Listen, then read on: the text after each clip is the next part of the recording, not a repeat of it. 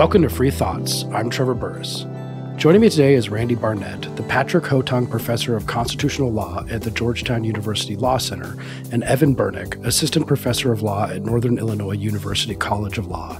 Together, they are the authors of The Original Meaning of the 14th Amendment, Its Letter and Spirit. Welcome to Free Thoughts, gentlemen. Thanks for having us. Thanks for being here, Trevor.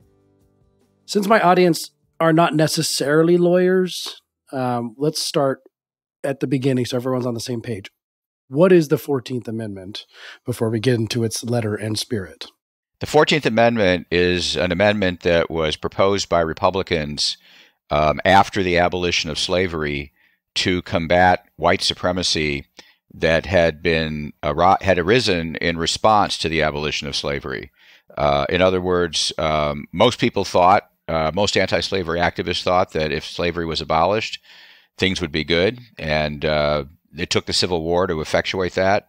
And yet, somewhat to everybody's surprise, with the formal abolition of slavery came the reimposition of something close to slavery, as close as possible, using what was referred to then as the Black Codes, which were discriminatory laws, as well as organized terrorism that was aided and abetted by law enforcement, government law enforcement agents.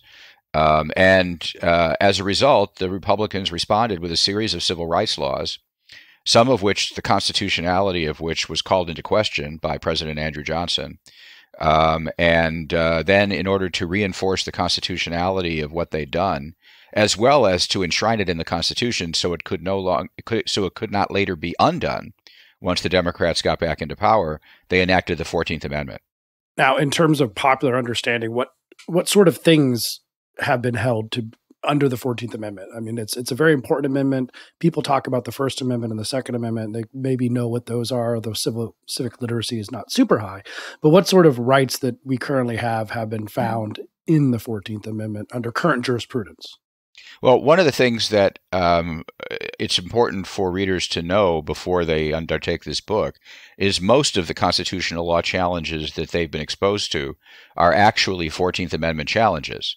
So most of the First Amendment challenges, any First Amendment challenge against a state, any Second Amendment challenge against a state, any Fourth or Fifth Amendment ruling against a state, those are not, strictly speaking, First, Second, Fourth, or Fifth Amendment challenges. They are 14th Amendment challenges. Because prior to the 14th Amendment, none of those rights were held to be protected against the states in federal court or by Congress. They were considered to be something that states had to respect or not as they wished. The 14th Amendment changed our structure of government to provide federal enforcement of fundamental rights, among which are the freedom of speech, the right to keep and bear arms, the right to be free from unreasonable searches and seizures, etc. The interesting subtitle of your book, Its Letter and Spirit, may cause some originalists, of which the book is an originalist book, but may cause some originalists some heartburn, because for many originalists, the problem with constitutional interpretation is too much spirit and not enough letter. So what are you getting at by talking about its letter and spirit?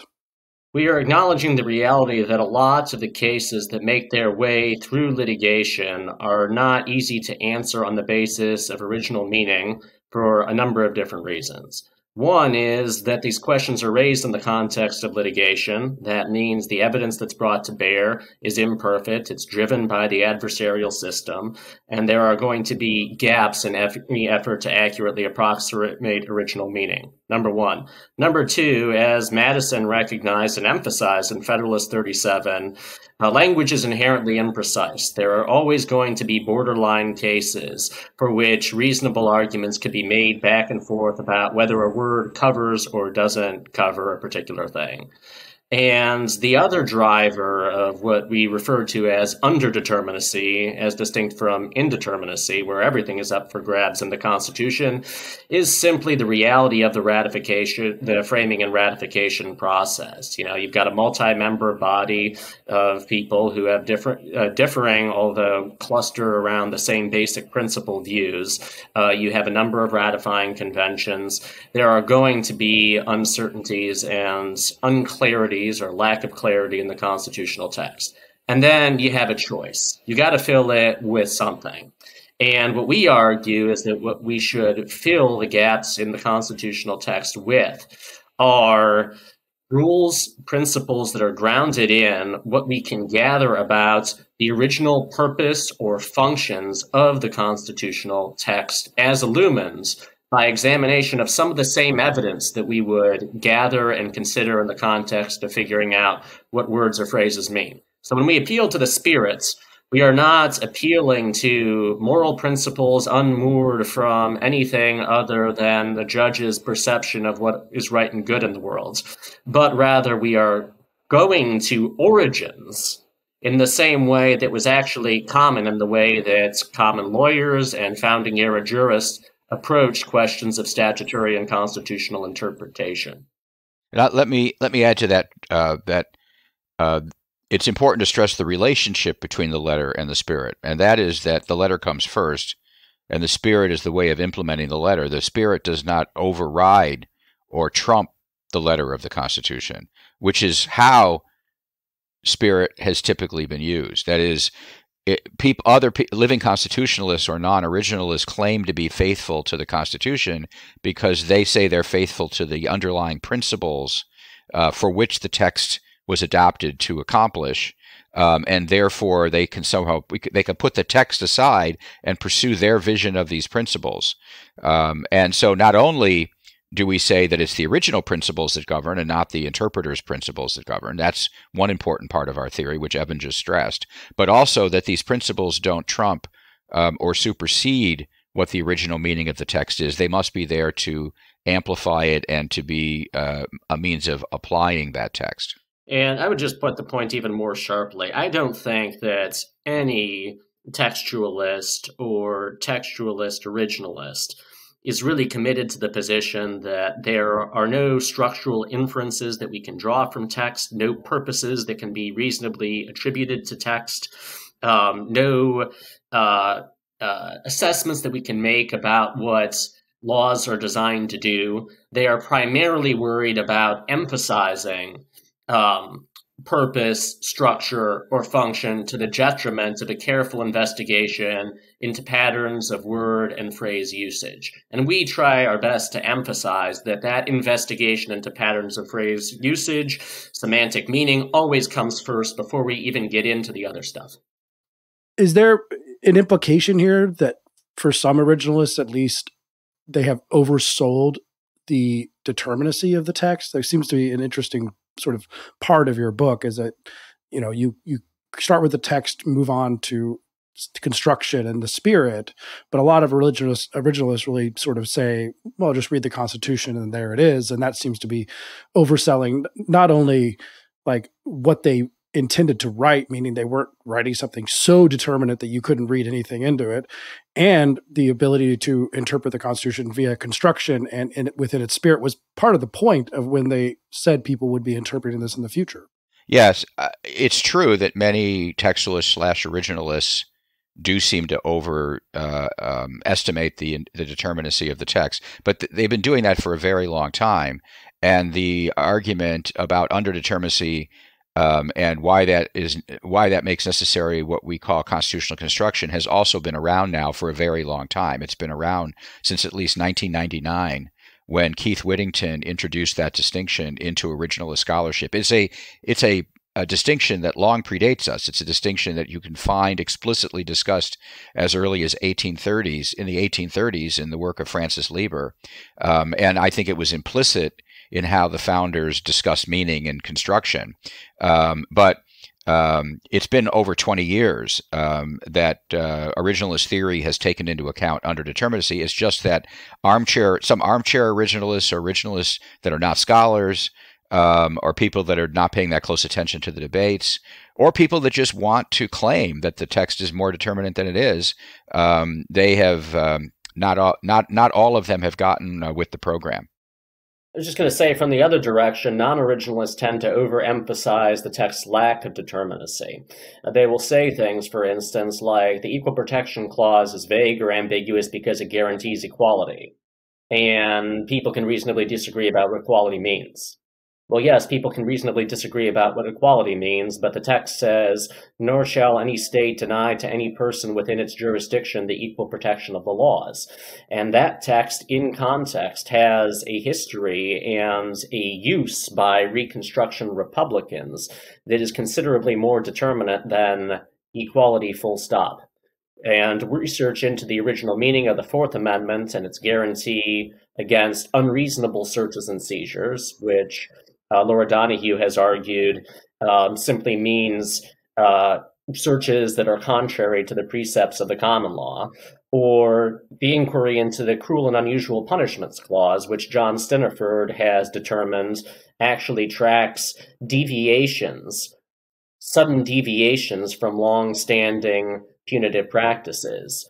Tend to have more determinacy than non-originalists give them credit. So if originalists are overemphasizing, sometimes non-originalists underemphasize, and we try to find our way into a happy medium. And just so I say that this is where the book comes in, because among the provisions that are most often claimed to be open-ended and way underdeterminate, if not indeterminate, are the provisions of the 14th Amendment. So the reason why our book is necessary, and reason why, fortunately our book is on the long side, is because it's important for originalists to understand and appreciate how determinate the language of the 14th Amendment really is. And that's what we show in our book. In the course of this, we'll get into some of these clauses and do the interpretation and construction. Of course, you don't talk about the entire 14th Amendment because that would be an even much longer book, because there's sections in the middle that are very, very important for the time, but not necessarily important to your book. But you start with the Citizenship Clause, which I found to be very interesting, a novel approach that I hadn't seen in other 14th Amendment scholarship to the extent that you do. But so Section 1 talks about citizenship, reading those words, interpreting what they mean, and then what their purpose was at the time. How do you construe that? So we construe it as Reconstruction era Republicans construed it, drawing upon what had emerged as the primary constitutional position of those abolitionists who, like Frederick Douglass, regarded the Constitution as a glorious liberty document, and even prior to the ratification of the 13th or 14th or 15th Amendments, thought that there were fundamental rights tightly associated with a citizenship grounded in natural rights and civic equality, the lack of any second-class status, that were already guaranteed to all people who were born or naturalized in the United States through the Privileges and Immunities Clause of Article 4. Now, that's a mouthful, and it's pretty weird in the context of antebellum constitutional law, which generally regarded the Privileges and Immunities Clause as just a guarantee that states couldn't discriminate between in-staters and out-of-staters when out-of-staters were sojourning. Republicans had a broader understanding. They said all states had to secure a basic floor of rights associated with citizenship. And the 14th Amendment's Privileges or Immunities Clause essentially enshrines that understanding. This idiosyncratic view of the Privileges and Immunities Clause became the view that the dominant political coalition responsible for the 14th Amendment put into the Privileges or Immunities Clause, with the result that there is no doubt that the 14th Amendment guarantees a fundamental floor of civil rights to all people who are citizens of the United States. Now, that's only for the Privileges or Immunities Clause, because you point out that one talks about citizens. But let's do some textual analysis here. And there's, of course, more to it than that. But if you just read the word privileges or immunities, it's not entirely clear what that would mean. On one level, traditional rights theory has most of the rights that we think of be their immunities. They could be called immunities. Immunities from state action, such as my right to free speech means I'm immune from abridgments of my speech from state actors, would be the way you would think of it. But a privilege is a completely different thing.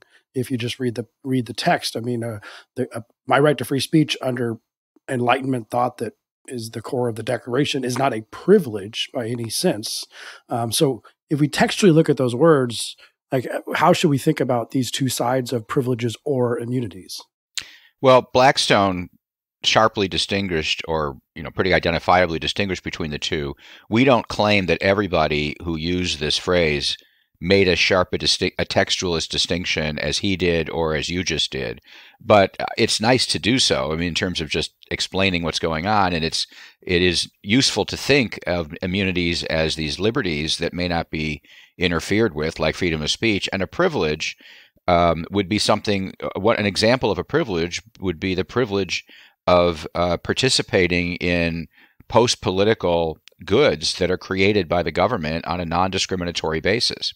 So that in the state of nature, we have privilege, we have these rights, we have these liberties that we then get civil rights to protect. But when we leave the state of nature, we get civil rights from civil society in return. But we also get certain privileges associated with citizenship, among which are the right to equal participation of benefits that the government has created within our within civil society. These are privileges like the privilege of going to a government school or the privilege of using roads and highways that don't exist in the state of nature, but which you get when you enter civil society and you become a member of that community. And some of those privileges of membership are associated with citizenship and not with personhood. So that's one of the reasons why the Privileges or Immunities Clause is distinguished from the Due Process and Equal Protection Clauses, because it speaks of the privileges of citizenship in addition to private immunities, whereas the Due Process and Equal Protection Clause just protects the basic natural rights of all persons from being arbitrarily interfered with or deprived. This seems like a lot of opportunity for bootstrapping, in the sense of, if privileges come from things the government does, then they can redefine the meaning of that word written in, at least in the 14th Amendment in 1868, and just create a bunch of new privileges by virtue. You mentioned public education, Randy. So the government didn't have to do that, and they didn't do that for a very long time. And there's a lot of things they don't have to do, but once they do them, does it become a privilege now that is a right in some sense protected by the 14th Amendment? It can. So we don't contend that we can get out in a certain way of the problem that you have identified by saying, look, there are certain rights that, even if they are the subject of a broad, sustained, two-thirds of states' consensus that they are key to citizenship and should be recognized, we can still find a way to not call them privileges of citizenship. What prevents that from happening arbitrarily, suddenly, in some contexts frighteningly, is precisely that requirement that we've just described. This idea that you need a sustained, widespread consensus that these rights really work in the sense of securing natural liberty and civic equality. And once that happens, they can be elevated to the status of privileges, not because we're redefining what privileges means, but because the very concept of a privilege of citizenship is something that can emerge over time as a product of trying and testing and democratic convergence across a broad number of states for an extended period of time. I mean, an example of a privilege of citizenship that we think did exist in 1868 was the privilege of participating or gaining access to government-provided benefits or goods, institutions that the government has created for the people as a result of tax revenue and other measures, are something every citizen has a right to participate in. What those privileges are may change over time as government adds more benefits, and that's really up to the government to do. And they may stop adding benefits or take away benefits, but they're going to have to take away benefits from everyone. As an example of a privilege that was not a privilege of citizenship, most decidedly was not a privilege of citizenship in 1868, but we believe became one, was the right to vote. The right of suffrage for people who are of majority age, for adults, not for every single person.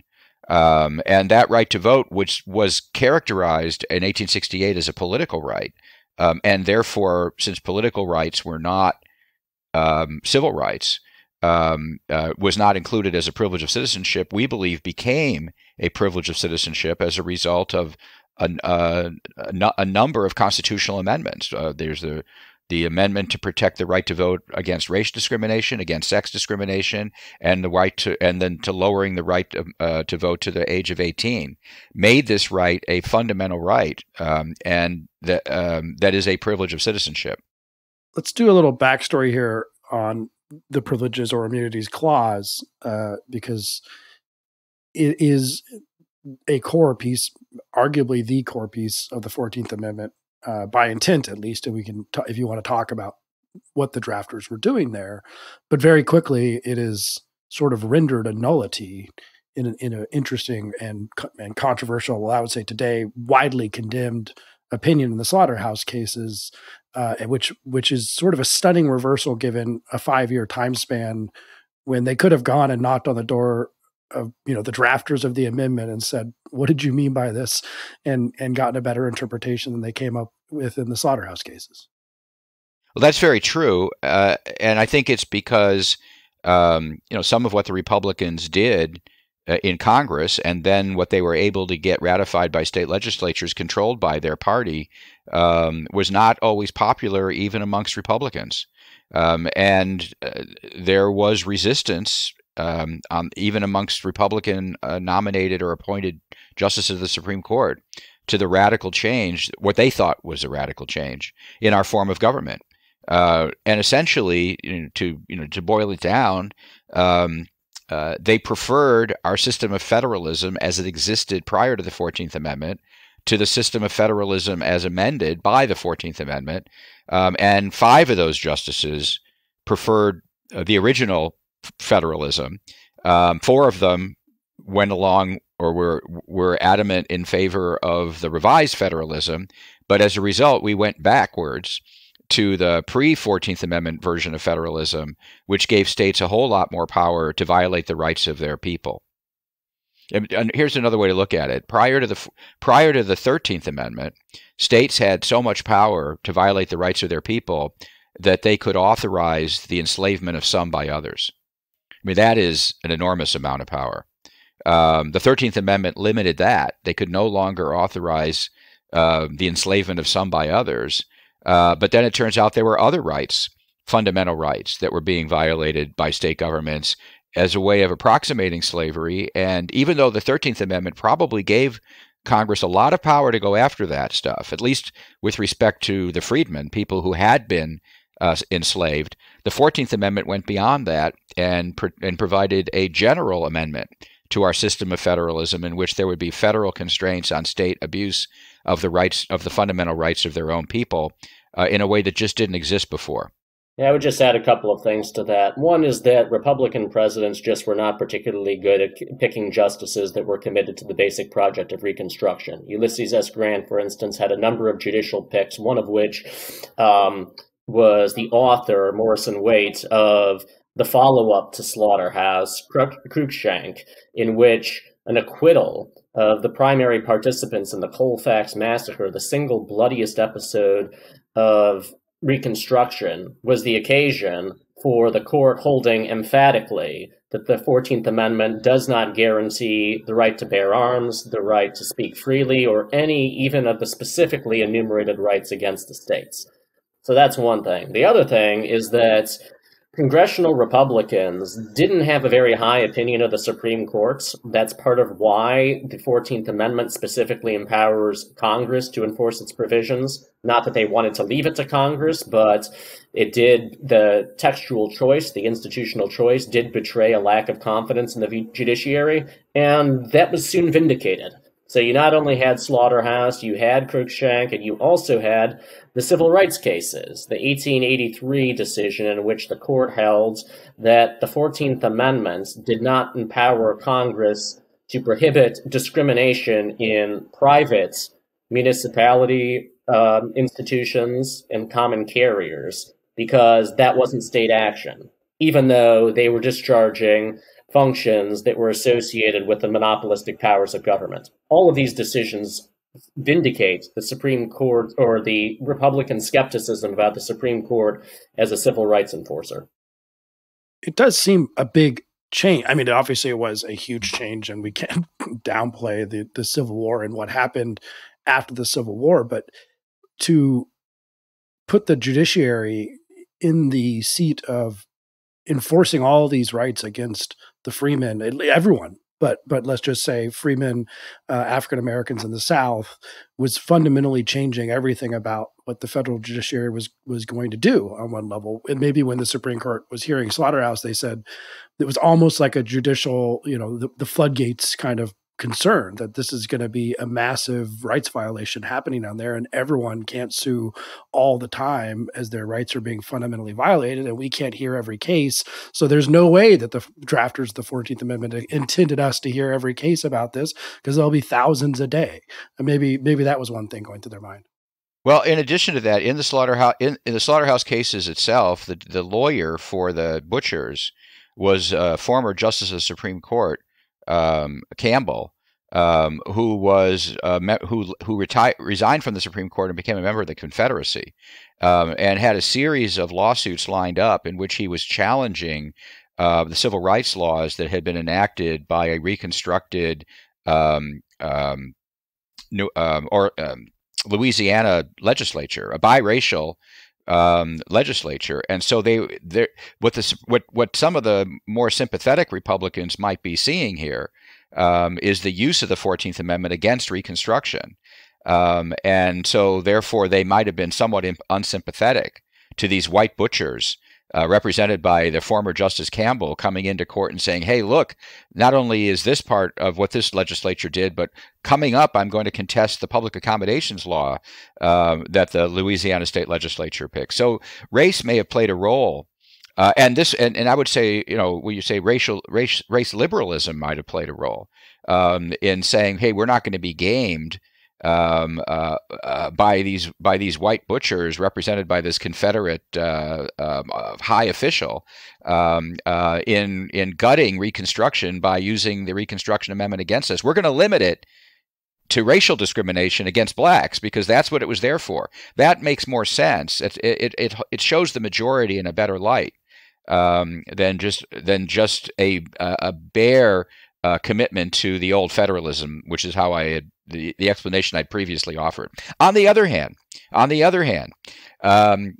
defenders of the Reconstruction Congress were lawyers defending it, included a man named Jerome Black, who was somebody who was ardently opposed to Reconstruction, and he was one of the lawyers representing or defending the law in order to gut the 14th Amendment from being used in Reconstruction. So we had on one side, we had a lawyer using the 14th Amendment to help gut Reconstruction. On the other side, we had a lawyer opposing the 14th Amendment to help gut Reconstruction. And years later, when he was interviewed, Campbell was asked what he thought about the outcome of the slaughterhouse cases, which he had lost. And he said, well, on balance, it might have been for the best that I lost that case.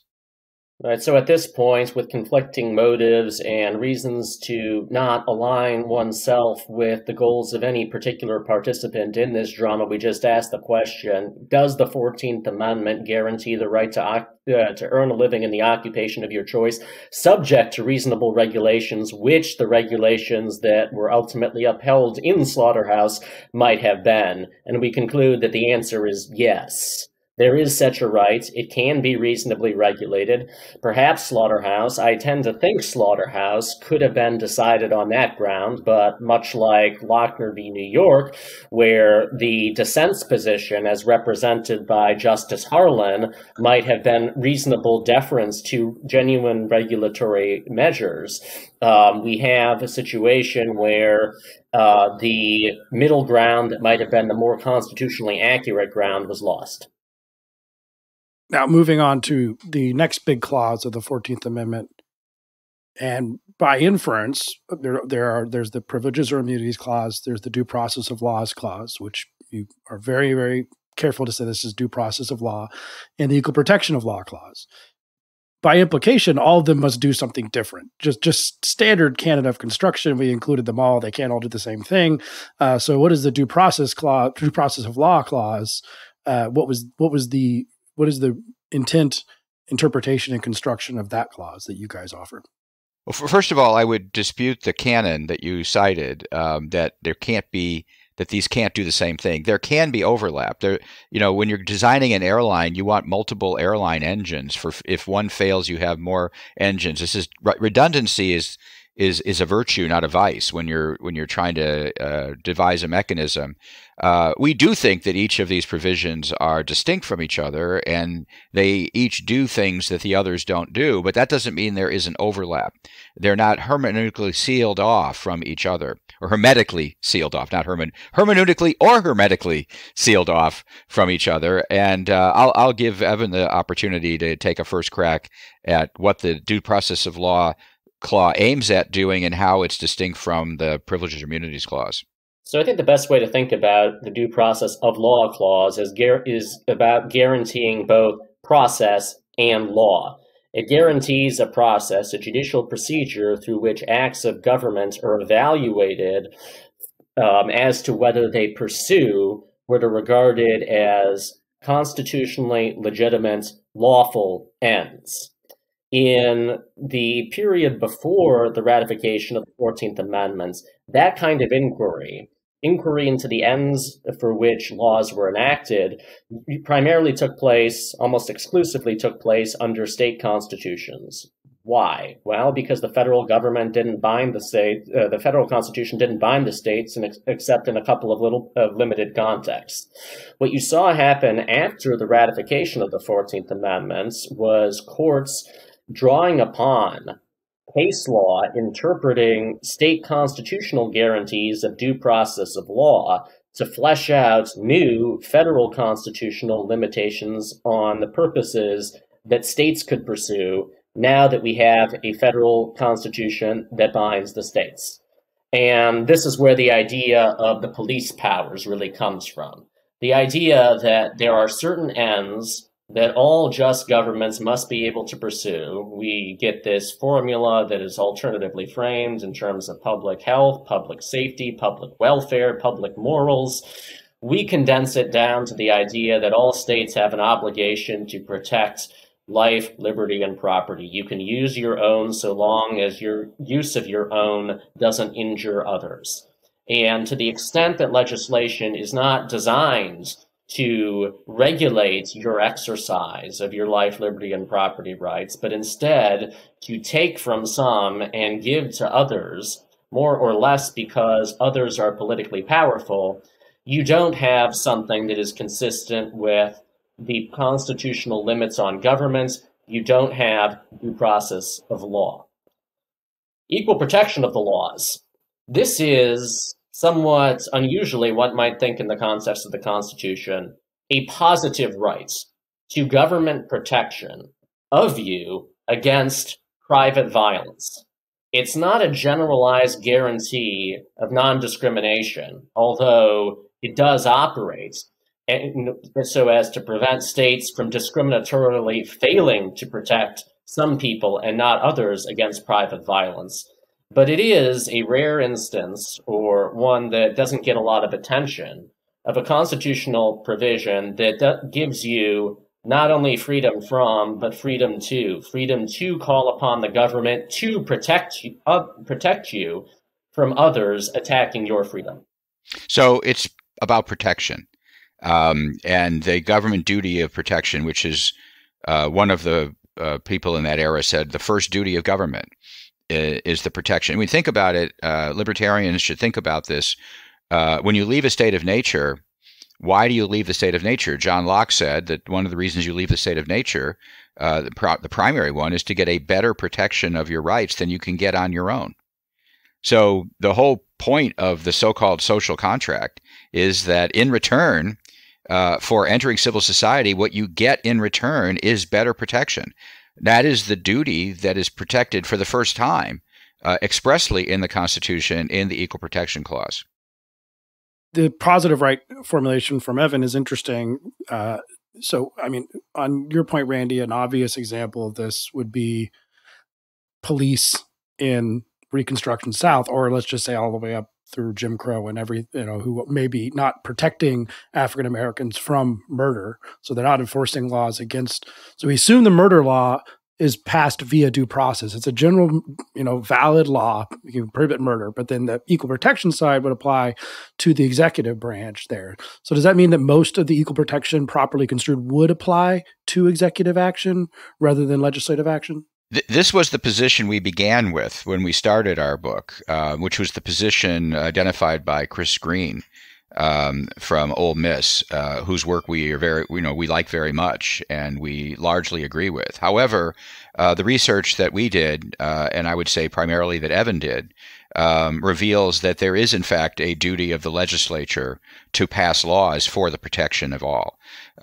So it's still about protection, and the primary ill that was being rectified was a failure of the executive branch to protect. But there still is also a duty on the part of the legislature to enact laws, and a duty on the part of the judiciary to enforce them equally as well. So, all three branches of government have a role to play in extending the protection of the laws to each individual.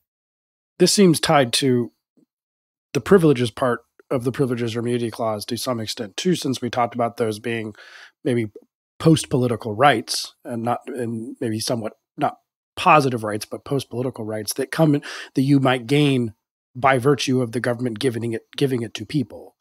So we talked about public education, for example, as a privilege and not an immunity. But when it comes to equal protection, is this a similar type of action? And I'm thinking of Obergefell and gay marriage, for example. The government doesn't have to recognize marriage, or maybe it doesn't. But if it does, is that where the Equal Protection Clause kicks in because it has done this and therefore created a post-political system of delineating a relationship, and now it can't do it unequally when it does the application of that?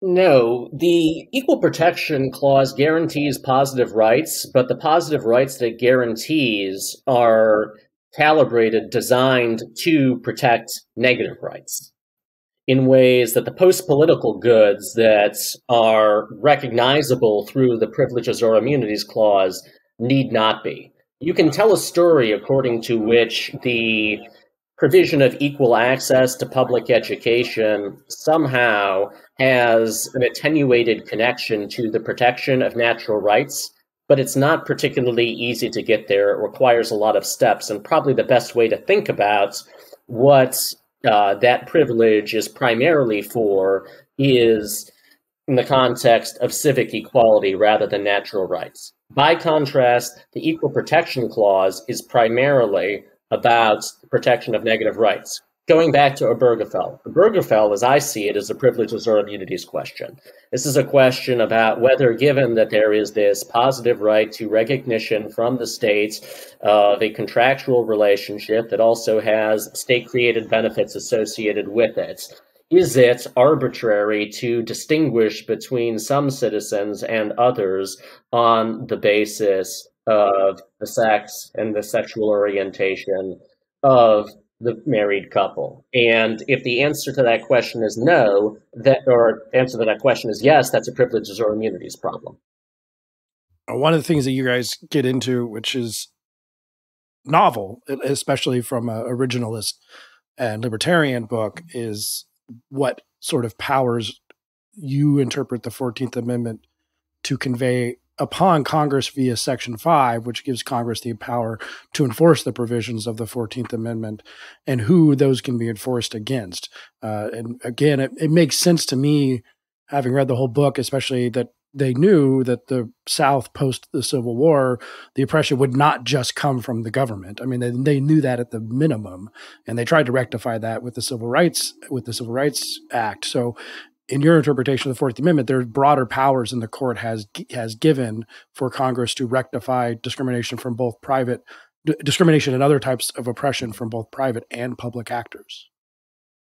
Yeah, I have for a very long time thought that Section 5 was underutilized, underappreciated, that many of the civil rights cases, the modern civil rights cases that are decided under the Commerce Clause or the spending power, primarily the Commerce Clause, they really ought to be Section 5 powers, as some of the justices at the time also thought, like Justice William O. Douglas thought this should be a Section 5. This is really about civil rights, he said. This isn't about commerce.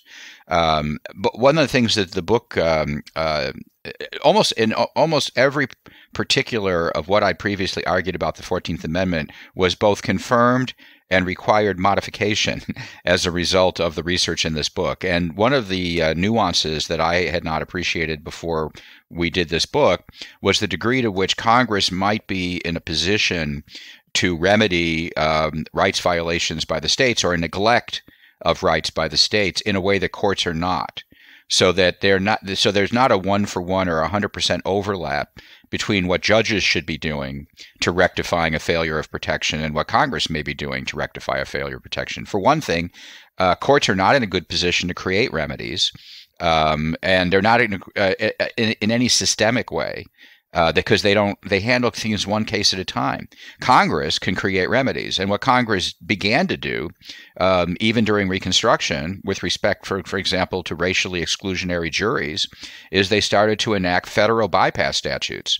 The Civil Rights Act of 1866 did so as well, that you could actually, you didn't have to rely on state judicial proceedings for your remedy, or if the state is not in compliance with the Constitution, you can go to federal court and remove your case to federal court. That's something that only Congress can do. I mean, the states can't create, the federal judiciary can't create that kind of remedy. What the court has done, unfortunately, in our view, is they've limited the scope of Section 1 to what they think is judicially administrable. So it's an argument, well, Section 1 can't mean this because we, the judges, can't be doing this. What they ought to do instead is recognize that some of the norms in Section 1 are under-enforced, or they're under-enforced constitutional norms with respect to judicial power. But the Congress would be free to pick up and adopt something that courts cannot do, and courts should not be precluding Congress from using its power to do that thing. All right, so I have to ask the question. We got the backdrop here, and you addressed it, and Evan, you brought it up a couple times, but within the context of the originalist discussion, there have been always what Scalia called the bloody shirt of Brown versus Board of Education, that it was if you don't have a theory that would have decided Brown, at least in terms of outcome, in the way it was decided, then you don't have a valid constitutional theory, is the way a lot of people think, not just about Brown, but other cases too. And then always originalists have brought up that there is no way that the 1868 Congress, which I believe might have been the same Congress that set up the segregated DC public school system, would have thought that this amendment desegregated education. So how would you have briefed that case or written it if you were a justice to say that, no, the original meaning does encompass this, even though it's clear that they didn't think it would end up this way when they ratified the amendment and wrote it? They would have, and indeed did think, that there existed a right accessible by all citizens of non-discriminatory access to taxpayer-funded public institutions, one of which, as in the course in the development of public education, it eventually became public schools. By the time that Brown was decided, public schools were sufficiently prevalent that one could speak as one could not speak in 1868 of a specific right on the part of citizens who enjoy non-discriminatory access to public institutions that included as well access on a non-discriminatory basis to public schools. The distinction between segregated and non-segregated, distinction that was relied upon in the creation of segregated schools was an arbitrary one. You cannot arbitrarily make classifications between citizens. Brown v. Board of Education was correctly decided on the basis of original meaning. Next case. I would add to that that the principle, what's completely underappreciated, is the principle of separate but equal itself is a concession that there is a privilege of citizenship that allows you equal something with respect to these privileges. And so they don't deny, the opponents of the Civil Rights Act of 1875 did not deny that African Americans had a privilege of citizenship entitling them to equal government services. They simply asserted that was not infringed by providing separate but equal services. So the but equal part is a concession, even by opponents, even by segregationists, that the privilege of citizenship that Evan and I show was part of the original meaning of the Privilege of Immunities Clause was in fact a privilege of citizenship. Basically no one denied it. I'm glad you added that, because I was going to add that, because I love that point in your book. It's very strong. And I'm like, that's a very good point. And it also shows the kind of evolution that maybe in 1868, public schools, which were pretty new, but by Plessy, they are assuming that it is a duty to supply this. But equal was the important part here. And Michael McConnell made this point in 1995 in his work, and when he noted that it's true that, first of all, he showed that majorities of both houses of Congress supported the desegregation of schools. It be added to the Civil Rights Act of 1875. It didn't get added because there were supermajority requirements in both houses, but a majority, and virtually everyone, not everyone, but virtually everyone who supported the 14th Amendment also supported prohibiting racial discrimination in schools, and also that every time it was attempted to put separate but equal into the Civil Rights Bill, which was pending for 5 years, every single time it was defeated. In other words, a clear majority of Congress rejected separate but equal between 1870 and 1875. I remember years ago, Randy, when I asked you something about the 14th Amendment, and I can't remember what it was exactly, but you said, we're starting a book now on this, and I'll tell you what I think when I finish the book. And you kind of alluded to that your own opinions were changed or confirmed in this, or even since you've been doing originalism for so long. Has this changed? Your view of the 14th Amendment has changed. And Evan, I also want you to answer this too within your shorter career. But has your view of originalism changed at all? I mean, the way or what its possibilities or how it should be done by writing this book? Well, I would say my view of originalism hasn't changed, but my view of libertarianism has changed.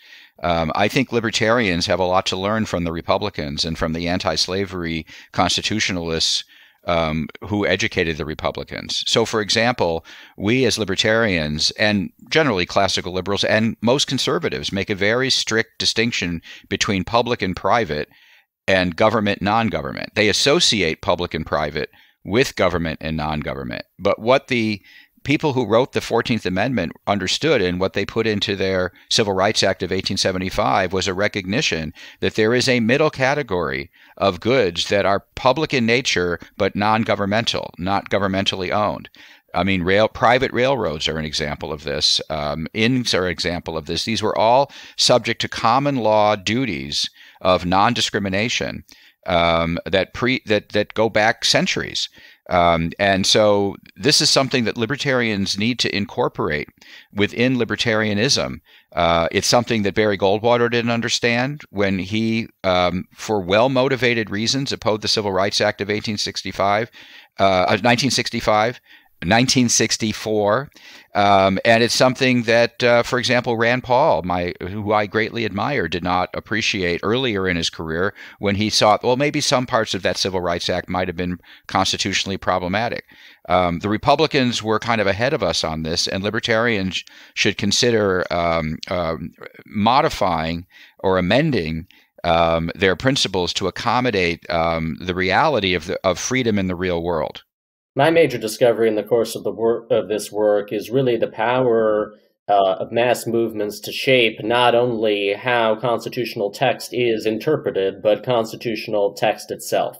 We start from a position held by only a minority of beleaguered radicals, the abolitionists. We find our way through consistent struggle, even unto death, of a multiracial coalition that captures all three branches of the federal government and entrenches a constitutional vision that was once totally off the wall, to borrow Jack Balkin's famous phrase. It's not, any news that minority groups and radicals can shape how the Supreme Court approaches particular issues. Non-originalists like to point out that modern First Amendment law is largely a product of advocacy by the IWW and the ACLU in the early 1920s. But what this story really shows me is the possibility of situating constitutional text and its original meaning in the context of broader radical dissident history, and the possible utility in the context of current social movements to draw upon that text rather than looking at it as just the fruits of old white men with terrible ideas determined to entrench their class prerogatives. Since you mentioned the last time I spoke to you, and I was talking about a future book, in the spirit of what I just said before Evan spoke, I'm currently finishing a memoir that I'm writing of my life called A Life for Liberty. When I'm done with that, I plan to turn my attention to libertarian theory once again, in a book that I have, the working title of which is Real World Liberty, or Liberty in the Real World, in which I think it's time after 50 years to look again at libertarian first principles, to take account of how things work in the real world, as opposed to how they might work in a model of no governments whatsoever, which is what I think the libertarian model is built on. We basically are working with a state of nature model in a world of nation states. And I don't think libertarian theory has adequately taken into account the existence of nation states in figuring out what libertarian principles in the real world should be. What motivated me to do this, what inspired me to do this, was this work on the 14th Amendment, to connect this up. I learned a lot from the people who are responsible for arguing against slavery and eventually for modifying our Constitution to put these principles into the text of the Constitution. And I think it's time all of us learn more. I think all libertarians could stand to learn more from the Republicans who actually made this major contribution to our understanding of the Constitution.